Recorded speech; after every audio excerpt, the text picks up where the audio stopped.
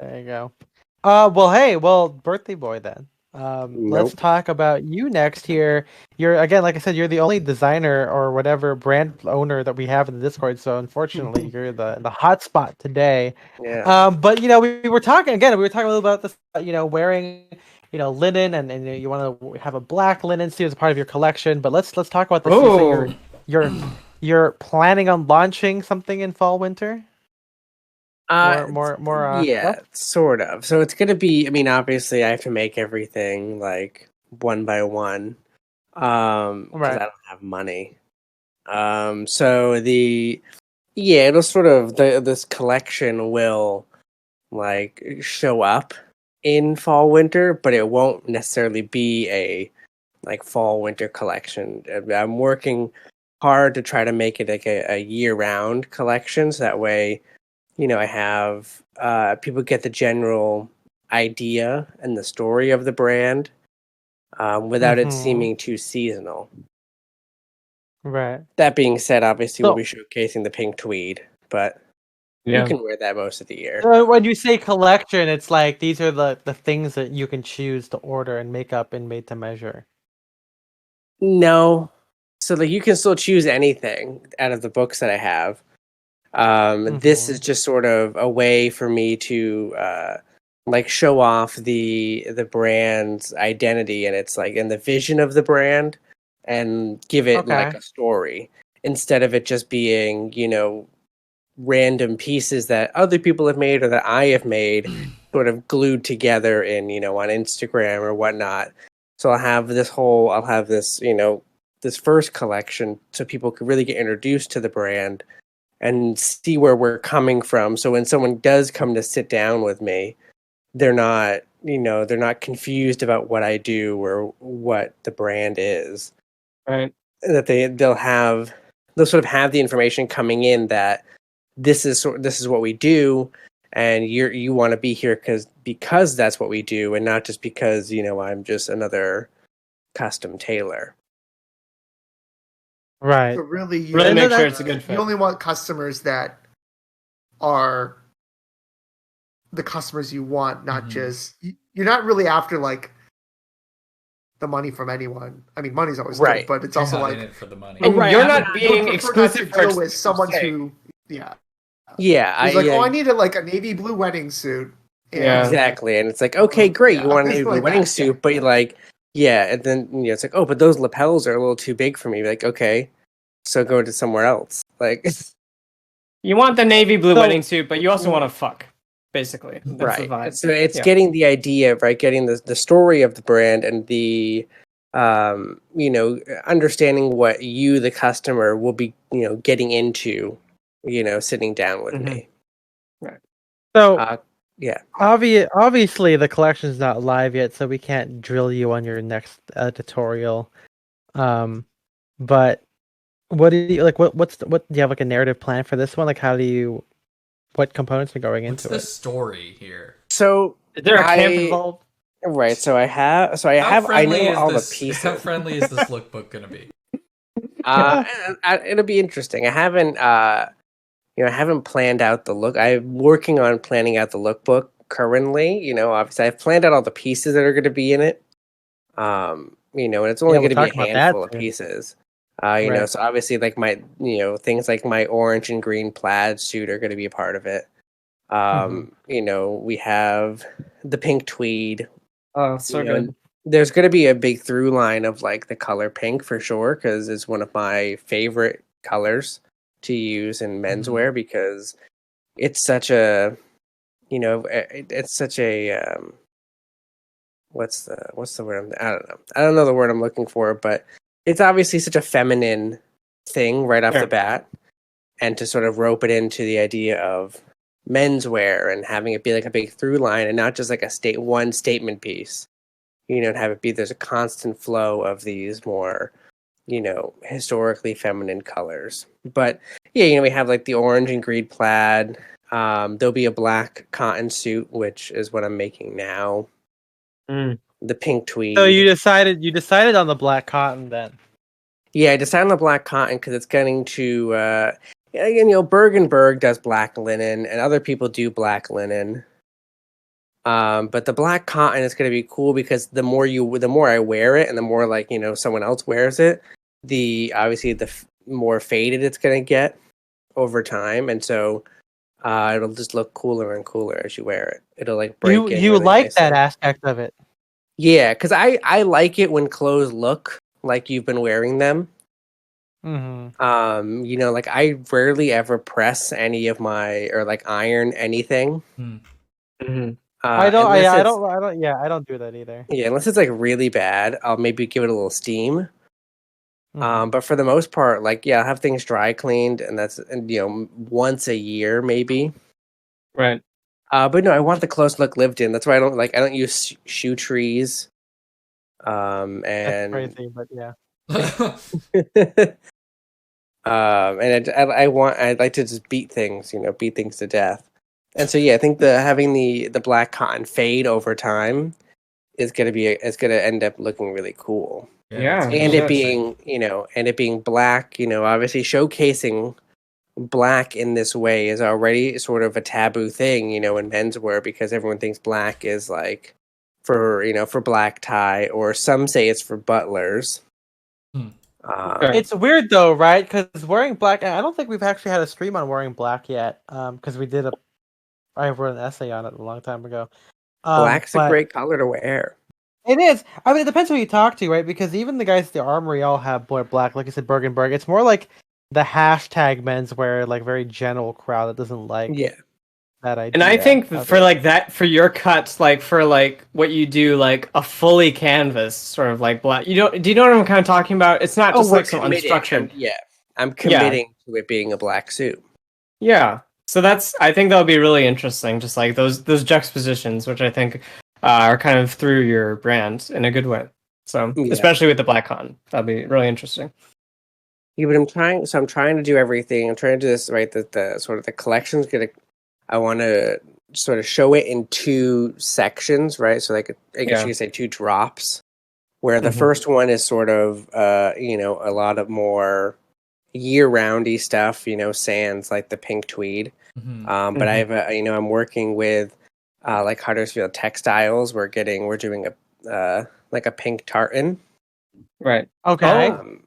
So it's like a tartan with a pink overcheck, which is really cool. Which if you're in the Discord, I was in the art channel, I was posting some of these cool swatch cards I've been making. I saw those. They're great. Yeah. A sort of preview of that pink overcheck tartan is on one of those cards. So it's definitely a cool I thing. love that.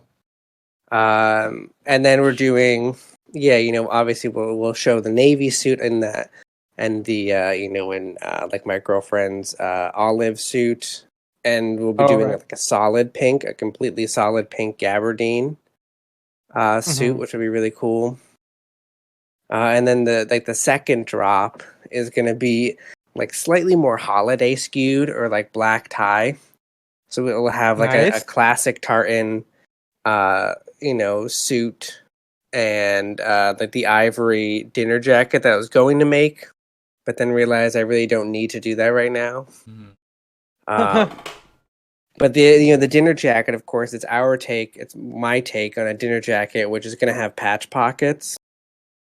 Oh man. So it's gonna have the hip pockets will be patch pockets. I'm gonna keep the chest pocket will be a welted. But it's gonna have 4-inch bellied shawl collar. Oh, nice. With like the fabric covered buttons and the nice ivory. And I'm still, we're doing an overcoat as well in a cool brushed houndstooth fabric. But it's like the raglan sleeve Val McCann kind of thing, or something different. I haven't really decided, because this fabric looks really cool in a lot of different ways. I've sort of mocked it up a few different ways, and it looks cool in all of those ways. So I have no idea what I'm going to do. I think it's going to be more of like a polo coat. Oh, sure, that's pretty good. Just to give something a little more, just a little more like edge, or a little more push to the fabric. But it's just we're trying to really make something that's interesting, but also seems wearable. Because obviously, I know a lot of people, it's tough to wear a lot of the stuff that I wear for other people. Most people, like, you can't really wear the things that I like to make in an office or without the sort of confidence or the attitude. Valid, yeah. So it's how it's trying to show that you're trying to balance out this first initial, collection with some pseudo regular things. Yeah. Things that you can see yourself in, and maybe you could see yourself in the exterior as well. You have like the navy suit. You'll see the navy suit, and you're like, oh wow, I could see myself in that. And then but then we'll pair obviously like the navy pants with maybe the pink tweed, and you're like, oh okay, now it makes sense. It's make more sense to people. Right. Because obviously, seeing almost everything I make a whole suit out of it because I can break it up so nicely. And you make it break, like you make it work. You make it or Right. break it, and Yeah. you do both. More often than not, yeah. Right, I'll break it, and I already bought it. Yeah. Yes. Break me out a piece of that order. 2-piece suit. Jason's Two-piece suit. suit, yeah. Yeah. My God. But really, the whole purpose is to just push the idea of what I'm all about and what the brand is all about, so that people don't come in sort of blind to it, and it adds like merit to what I'm doing, and adds authenticity, and it shows people that I know what I'm doing, even though I'm very young in terms of the people who run brands like this. And you have something to say, and you're not just any other shop, Right, and yeah, exactly. I'm not just opening up another Indochino. Right. That's just more Have expensive. you considered doing that though? Yeah. I have. Was on the tip. and Just I calling realized- it Indochino. Maybe Yeah. Indochino 2, or you could do the Nathan Indochino Fielder 2. thing 2 O's. and call it dumb Indo. dumb Indochino. Yeah. And it's a parody. Yeah, of parody Indochino. is what it is. Oh man. Or just to beat them out in the phone book, one Indochino, One Indochino. Yeah. one A Indochino, triple A Indochino. Yeah. I definitely forgot phone books are still a thing, but that's very true. Oh my goodness. The other thing I wanted to mention that I liked, Jason, was how you're literally basing the collection off of a bathroom. Yeah, the bathroom Like, CBGBs. I don't think I've ever. That's yeah, great. I know. Yeah, That's But- fucking awesome. I mean, I don't think I've seen any designer ever say, you know what'd be great? This shitty bathroom. I saw a bodega cat CBGB once. It's bathroom. cool. Here's a jacket. Yeah. But it's true. Like, that is like a classic, like, you go to punk clubs or whatever. They all have these shitty kind of graffitied, stickered, band posters over stickers, Yeah. markers scrawled like walls, which hides the filth in a way. But if you went to like a punk club and the bathroom wasn't like that, you wouldn't be at a punk club. No, Like, you're you like, just this is wanted- fake. This isn't right. Right. Yeah. Yeah, And this that's isn't the right. real And deal. it's like, yeah, like, why is it You all can't be clean? attendant. Why did they do this? yeah, and it's like that, right? The bathroom, right? Basing everything right off the bathroom CBGBs. Also, it represents the brand in a way too, of like, that's, when it comes to these tailoring brands, these tailoring houses, who, you're right, they try to, show themselves as the most pristine and like clean and elegant. And, I don't want to do that because, I think that, the tailoring can be a lot more fun if you just, get a little dirty with it. Mhm. Mix Get a little dirty. and just be, yeah, right. Just be sort of unabashedly yourself inside of the tailoring and not try to fit into any sort of, specific niche, right? There's like, you have all the people who are like, oh, I only wear like Neapolitano tailoring, or I only wear English tailoring. It's like, okay, great. I've taken my favorite parts of both of those things and melded them into one. And also made trying to make clothing that is both vintage and new at the same time. You can have it all ways. You don't have to just stick to whatever You don't have to someone settle. told you to do. Right. I think we talk about that a lot, where it's just like, oh, this kind of works, so you just do it. But yeah, you're just like you do what they do. Like people like Drake's, like they combine these things, and that's nice. Right. But then you're like, okay, well, I also like that kind of Neapolitan, but with a kind of stuff from traditional Anglo wear. So you're doing your own version. It's still your own integrity. So that's normal. Right. And it's sort of what can I do to make Kirby Allison gag? Yeah, because that's something too. You might be able to do a lot of things with Curve. Oh my god! Really quick, I'd like to address the chat. Welcome Far Eastern. Also, David. Hey. What's up, Has a bunch of baby? comments about sunglasses that we can probably get to a little bit before we close. Have we done a sunglasses stream? No, we're waiting on that one. We haven't. I know we've also talked about. I wanted to do something on glasses, like just eyewear in general.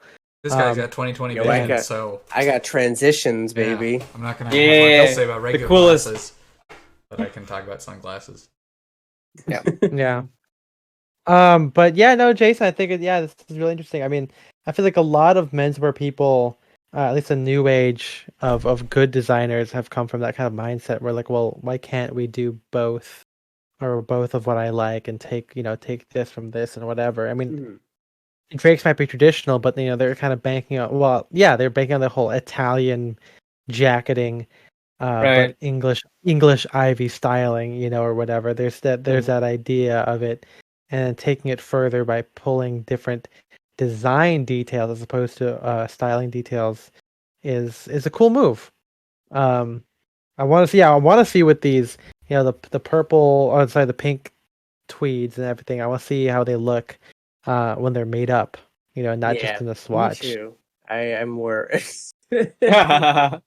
Yeah, I'm kind of, making some of these fabrics, and I'm like, okay. But it's exciting. The Mach 1. Have you figured out where your naming scheme is? I know we talked about it a little bit before. So this this is just gonna be called collection number 1. Okay. But every like the Guardians of the Galaxy, like collection 1. Yeah, exactly. Volume 1. Mission I guess. Breakout. Volume 1. Yeah. Except there will be no like volume 2. The next one will just be like some stupid name. It'll be like Mad King George Barbara. Yeah, I love Something like that. So it's like some weird naming convention that doesn't make any sense. Probably Mad King George from the Book of Saw. Yes. Chapter 1. Yeah. Chapter 1. An entire season based on Barbara Rickles. Right. And Barbara, what's her name? Sinatra? Right. I mean, I could call this one collection number 1 CBGB's bathroom, but it's kind of cool, man. CBGB... You could call it taking a number 1 in the bathroom. Oh, exactly, that's all of that.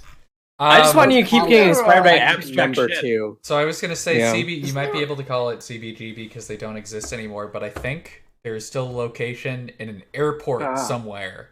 Which, what's more punk rock than an airport? Someone must have licensed it. No Russian. Right now, the John Varvatos is in CBGB. Ethan got it. Oh, really?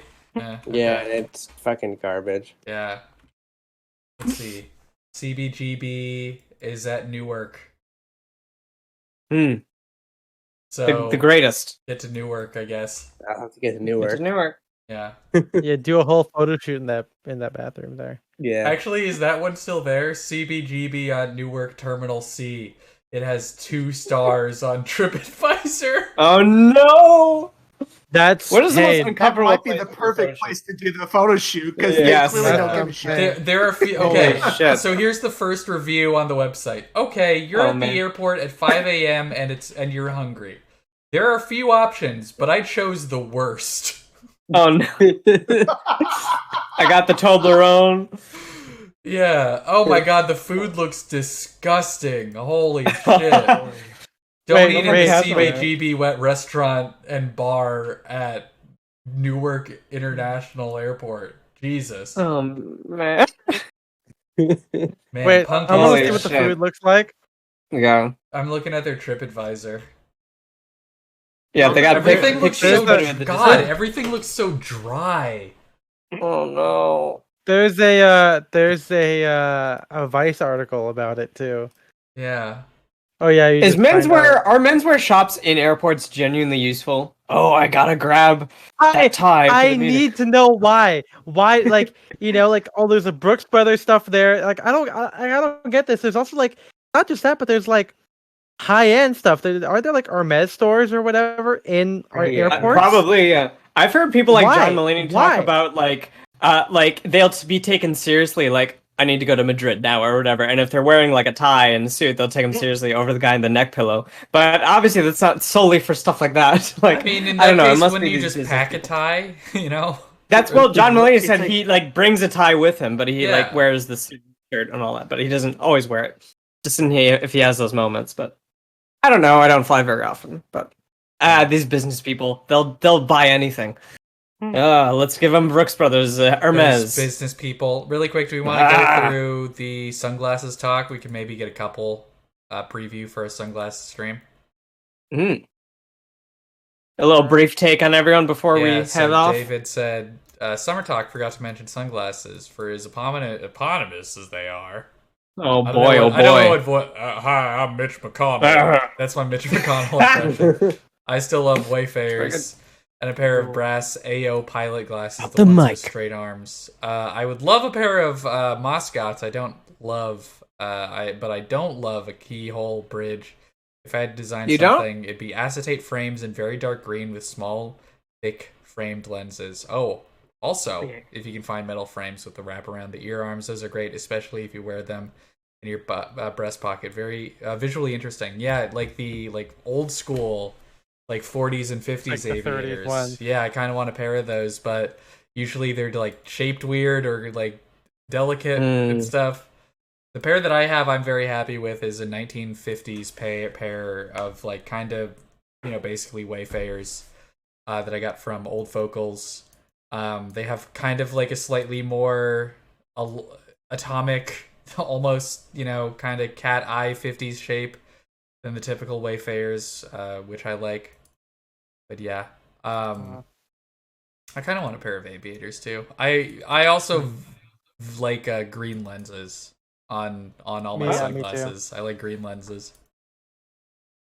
Yeah, I've been kind of in like a mid 60s mood. So I like my like Uniqlo kind of mascot knockoff that they have. That I wear like all the time. I still have like the Wayfarer knockoffs, kind of the round kind of ones, but I've been moving away from that since those look a little too old school, and I'm kind of more artsy, directory kind of a thing. But I really I do want aviator frames, but not overtly like cop style. Yeah. They gotta be a little bit the like size really matters on the aviators because exactly. You heard it here first. It's too, I don't know, because they're round, and also we have round, or Ethan and I have round faces, so yeah, not exactly flattering. Just if I put them on, so I need to look it up. Caravans. Let me take a look at those. Yeah, I want one like gold and then like a greenish bluish frame. A lens. That's what I want. Gold. Oh, those are good. These are like Ray-Bans. They're kind of like more squared off aviators. I like them. yeah. Oh yeah, those are good. Too. Oh man, Warby Parker has them too. Yeah, for the folks at home, I'm wearing my old prescription Warby Parker sunglasses, but unfortunately, they do not work with my eyes anymore, and I'm about 9 months late on unprescriptioning them, which is very cheap and inefficient, and you can do, but I'm just very lazy and hate mailing things, so I've been just wearing shitty sunglasses, which I've been fine with as well, but I just missed the brown tint. It made everything look so beautiful, especially for the summer. So I just found I'll have to get on that. I found if this person is selling dead stock 1950s Caravan, Bosch and Lohm, which was what they were before Ray-Ban. That was what the company was before Ray-Ban, but it seems like they have. Well, these look good on my round face. Like that picture of a guy with with a square jaw. I'm like, I don't know. I don't Yeah, look like that. I'd want to try him on. We got to go to Old Focals sometime. I don't think I could do the aviator on my face. That's the only face shaped stuff I care about. It's just like, I don't know, it seems just very big, and I can never get too big. It's like It's one of these things. Not like metal. Oh right, Yeah, right. I think Old Focus Very only does acetate frames too, if I recall correctly, because it's all like plasticky or like that kind of stuff. But we'll take that's a what look. you want. What I was gonna say is, unfortunately, I hate that we're so insular. We're not around a lot of menswear people. We're just looking at it from others, like sharing. And I know that this kind of stuff is already super popular. Like all the New York guys have these sunglasses, and I it's not that I have to be like the only one into it, but it's like You don't want to do it just because other people are doing it. You want to find it to be true to you. I get it. Exactly. Well, what do you do then? What's your sunglass stitch? We don't know, but I do like. You don't know. These are really, you don't have an opinion. Yeah, I know. Yeah, I don't know yet. We're gonna find out. But, okay, what a teaser. These caravan sunglasses are really nice. That's why I've been trying to find some when I go to the Rose Bowl or flea markets, just in case to see how they look on my face. But so far, I haven't found anything. Actually, I did find some, and it was one of those like lenses in mine. I mean, you make it work. It's just those rectangle transition frames. I can't unsee it. Well, it's just because my glasses are already so big. They will also work as sunglasses. So they sort of, with it like that, the thick frame. If it was if it was like some regular ass pair of, those are the black frames, the big black frames. That's the transitions. Yeah. Or is it okay? That's I didn't even know that. The big ones. Yeah. Right. Okay. So they work well. I've liked it so far, I guess. So doing something right, I think that's a good way. I think I've seen transition lenses on just non-menswear people. I think there's that bias as well. It's always they put them on like thin wire framed. Yeah. They're just shitty rectangular. Yeah. So and it's you made it work. Please avoid those. But for the layman, do not wear transition lenses. Yes, please avoid. If we have one message to impart from this Switch, you just have to need more experience. Be Jason. If you want to be Jason, then do that. But otherwise, avoid it at all costs. Well, cool. I think we'll probably do a sunglass or frames in general in the future. Because it's just tough. Because for a while I just had like one pair of each, the whole time. But now that we're thinking about it, now that we're I'm buying more Alden shoes. We're focusing on other aspects that are not just jackets and trousers. So there's finally room for us to kind of talk about frames and everything. We're finally getting to hair. Accessories. People have asked me to write about hair for a while. I'm like, well, all I know how to do is mine. But now that we have all these other guys, we can actually talk a little bit more about like how we style and what we want to look like. Exactly. Bleach my hair again. Yeah, we got to do that. I know there's to bleach my hair. No, really. Yeah. Shit. I used to bleach my hair. You should do like bleach tips. Get the frosted tips. Yeah. I mean, my hair. We got a lot on the docket for this summer. That it basically did that on its own without. Oh man. Right. Hair grows out, you get a few haircuts. Yeah, I wanted to dye my hair white over the quarantine, like gray, not white, but like gray. You still have time. It's okay. What if we all came out of this Discord as like a uniform Tom Brown look? We all have like short hair and just like gray suits. We all commit to one look uniform. Yeah, we all abandon our individual style. Sad head. Tom Brown.